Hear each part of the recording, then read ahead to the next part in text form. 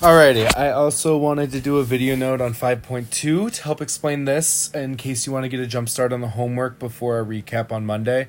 In 5.2, we're going to prove triangles similar. So there are a couple proofs, but they're not super crazy, but more worried about understanding these theorems for proving triangles similar. So the first one is angle-angle similarity. So if you can show that two angles of one triangle are congruent to two angles of another triangle, then that's enough to say that the two triangles are similar. And really, this is stemming from angle-angle-angle similarity. But if you know two angles of a triangle and those two angles match up, then you know the third one does as well. So you don't actually need that third angle. So that's why angle-angle similarity is enough. So in example 1, you're just determining whether or not you have enough to say similar triangles, and if so, write a similarity statement. And remember, those similarity statements, yours don't have to match mine that I have in these notes, but those corresponding parts need to line up. Okay, so in A, I showed all three being congruent. Again, you don't need all three, but as long as you can show two, that's good enough to say angle-angle similarity. So you've got vertical angles, and then you have two different pairs of alternate interior angles. So that is enough to show that those triangles are similar. Okay, and then the second one, this one's a good quiz question because at first glance, students have a tendency to say, no, the angles don't match up. But if you find those third angles in both of these triangles, and then all of a sudden those three angles are going to be congruent. So I only needed to show one of these because when I show one, because I've already got the 90-degree angle, okay? And if I got the 90-degree angle, that's one. All I got to do is show another one. So either the 22s or the 68s is enough to show that those triangles are similar. So that one right there, I would star this one. This is a good quiz or test question because at first glance you're going to say no, but I would say just always do that extra work of if you know two angles of a triangle, quickly figure out the third one so that you can double check and make sure you don't actually have angle-angle similarity. Okay, so we do have a couple proofs with these. A lot of them involve parallel lines or reflexive property. In the first one, we've got parallel lines. If I draw that simpler diagram to the left in the green, you'll see that that extra piece of information, I've got some corresponding angles which are congruent. Okay, so I always want to say those. And as soon as you have two angles, because you've already got one given to you in the diagram, as soon as you get your second one, you've got angle-angle.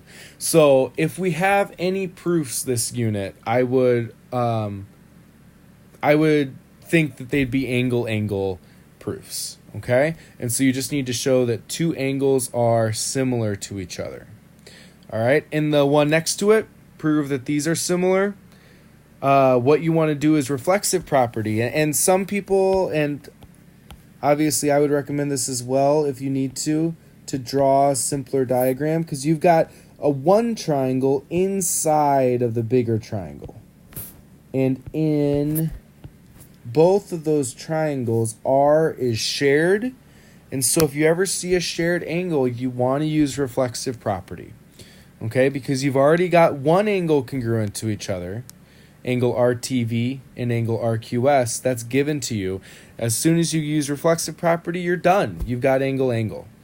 All right, so I would make sure you got those two proofs down. Make sure you study those, understand them.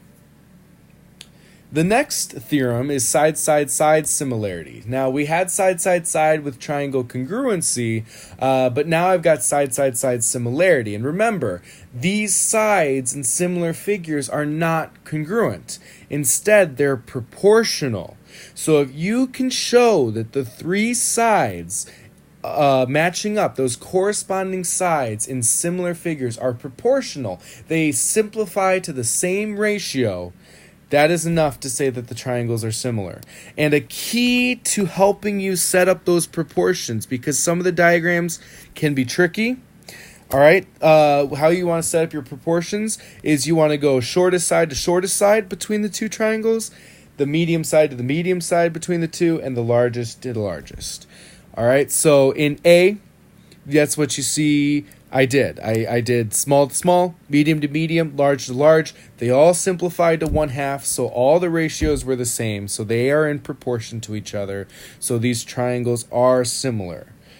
Okay? And then same thing in B. Small to small, medium to medium, large to large. Make sure they simplify to the same fraction or the same repeating decimal or whatever it may be. And if that's enough, you've got similar triangles. Okay, so that's side, side, side similarity. And the last one is side, angle, side. And remember, the order is important here. So this part's not in your notes yet. Throw it in. So you've got, you will need to show XZ. XZ is going to match up with MP. And XY is going to need to match up with MN, because you need to show that the angle in between two sides is congruent, and you'll need to show that those corresponding sides are proportional. All right, so in example 3, that's what we did. You'll notice in A, you'll need to find the segment of the whole big triangle, so that's where drawing them separately might help. Okay, I don't have any room on this slide, but when we recap on Monday, I'll talk about that as well. Draw those triangles separately so that you know what the entire side lengths are of the triangles. Okay, so yes, because you can use side, angle, side. You got reflexive property in A at angle V. In B, you don't know anything about the angles, so you're stuck with the side lengths. So you want to make sure you do small to small, medium to medium, large to large, and it happens that 6/13 is not the same as 1/2, so that one's out. Okay, but if you don't do small to small, medium to medium, large to large, that problem's a lot trickier to try to figure out how to set it up. Okay, and same thing with C. You got vertical angles there. The corresponding sides match up, small to small, medium to medium, so that's going to be side, angle, side. All right.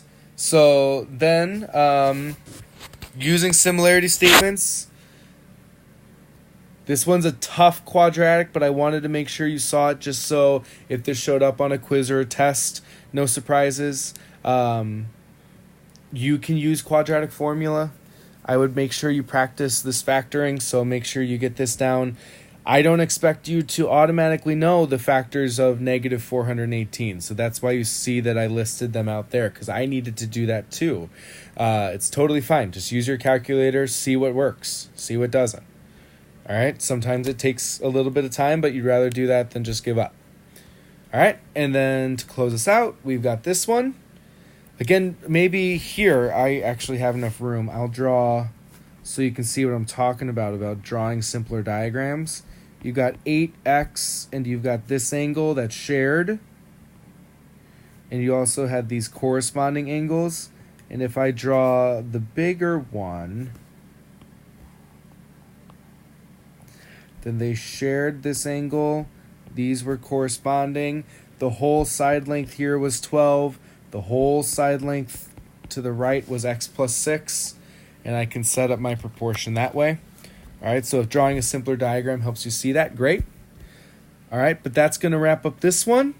So just use this as like a resource in addition to the notes that you had to fill out from off of Schoology, and we will recap both 5.1 and 5.2 on Monday. So you've got your packet to work on. Make sure you do that. As always, be safe, be good. I'll see you when I see you.